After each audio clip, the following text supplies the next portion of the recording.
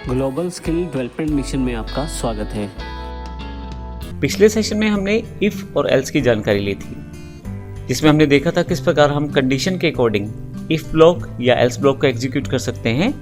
अगर हमारे पास condition true रहती है तो इफ़ ब्लॉक एग्जीक्यूट होता है, और अगर कंडीशन फॉल्स रहती है तो एल्स ब्लॉक एग्जीक्यूट होता है। दोनों केसेस में केवल एक ही ब्लॉक एग्जीक्यूट हो सकता है, इफ़ या एल्स वाला। इस सेशन में बात करते हैं अगर हमारे पास एक से ज़्यादा ऑप्शंस हो तो उनको कैसे आप इफ़ के साथ चेक कर सकते हैं। इसके लिए हमारे पास PHP में इफ़ एल्स इफ़ का एक अलग से कंट्रोल स्ट्रक्चर अवेलेबल है, जिससे हम एक से अधिक कंडीशन को चेक कर सकते हैं। आइए देखते हैं इफ़ एल्स का जो ये राइट हैंड साइड पे एग्जांपल है, इसमें इसको देखकर समझते हैं। यहाँ यदि आप देखें तो मैंने एक वेरिएबल लिया है मंथ, जिसमें जनवरी स्टोर किया है।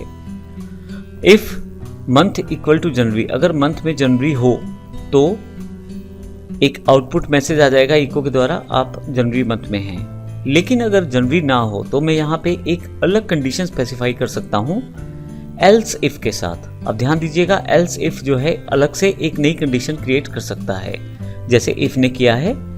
एल्स इफ में मैंने दे दिया है कि अगर मंथ फरवरी के बराबर हो तो क्या किया जाए, और अगर फिर से एक कंडीशन और जोड़ दी है नीचे की तरफ, फिर से एल्स इफ लगाकर अगर मंथ जो है मार्च के बराबर हो तो क्या किया जाए। तो आप देखें, मल्टीपल एल्स इफ लगाकर आप आसानी से काफ़ी सारी कंडीशंस को स्पेसिफाई कर सकते हैं। और फाइनली अगर इनमें से कोई भी कंडीशन ना हो तो ऐसे केस में आप लास्ट में एल्स ब्लॉक जोड़ सकते हैं।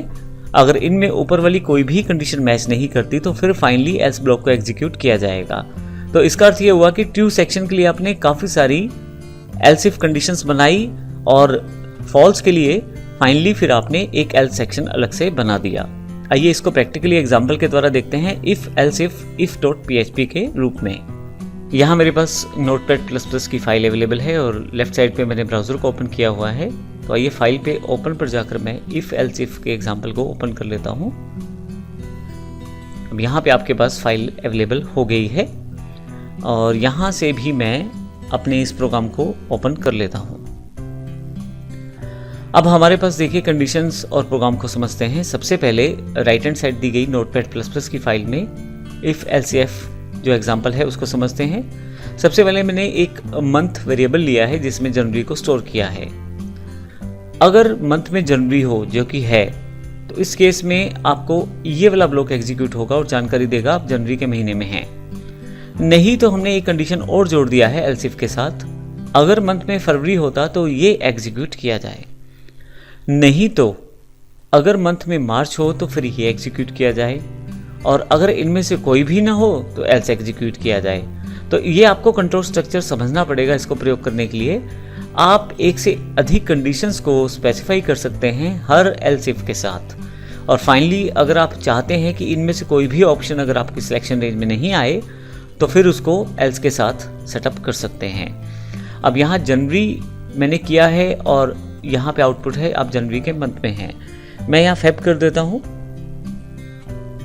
इसके लिए मैं केवल इस वेरिएबल की वैल्यू को चेंज कर देता हूँ, सेव कर देता हूँ यहाँ पे और रिफ्रेश कर देता हूँ। तो आउटपुट रहेगा आप फरवरी के मंथ में हैं, क्योंकि ये कंडीशन ट्रू हो गई है।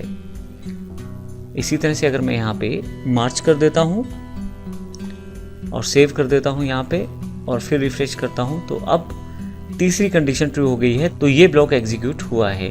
ध्यान रखिएगा, एक बार में एक कंडीशन के साथ केवल एक ही ब्लॉक एग्जीक्यूट हो रहा है।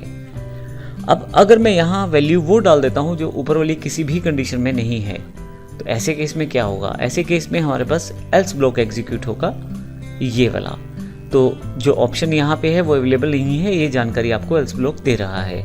तो इस प्रकार से हम अपनी कंडीशंस को स्पेसिफाई करने के लिए इफ़ एल्स इफ का प्रयोग कर सकते हैं, और आसानी से एक से ज़्यादा अगर कंडीशंस हैं तो उनको वेरीफाई करके रिक्वायर्ड आउटपुट प्राप्त कर सकते हैं। तो इस पूरी सेशन में हमने सीखा कि इफ़ का प्रयोग हम किस प्रकार कर सकते हैं। फिर उसके पश्चात अगर एक से अधिक कंडीशन हो तो इफ़ एल्स इफ का प्रयोग हम किस प्रकार कर सकते हैं।